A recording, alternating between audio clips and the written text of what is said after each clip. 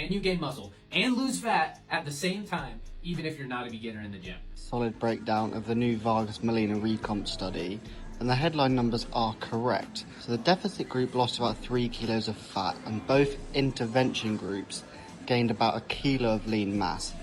There are a few things in the methods that I think change how we should interpret those results. So the biggest one is that the isocaloric group added 28 tons of lower body training volume over 10 weeks, and the deficit and control groups added roughly 2.2 to 2.4 tons each.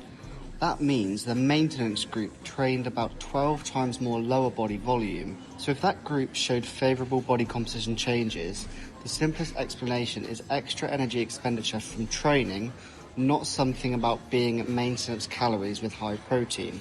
Also, the paper itself states that actual dietary intake was never quantified. So when we say the deficit group ate in a 250 calorie deficit, that is the prescribed target, not the verified intake, so we can't be certain what they actually consumed. And the participants averaged around 24 to 25% body fat at baseline, but the authors explicitly say that that level is high enough to facilitate recomposition.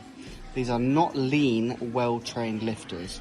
That context matters for how generalizable we should consider the results. And 2 quick statistical points. After Bonferroni correction, none of the pairwise comparisons between groups reached significance, and the sample size was 10 per group, which is small for a body composition trial, especially given the confounds we just covered. None of this means the study is useless, because both intervention groups clearly gained lean mass with high protein and structured training, and that's the real finding. But the fat loss differences between groups are harder to attribute cleanly to diet manipulation. So I think the original breakdown got the headline numbers right and ended with a sensible caveat. I would just add that the methods have more ambiguity than the abstract suggests. So the paper's definitely worth reading. The training volume data alone makes it a more complicated story than recomposition is straightforward for trained lifters. And fair credit to the original creator for starting the conversation. That is how science communication should work.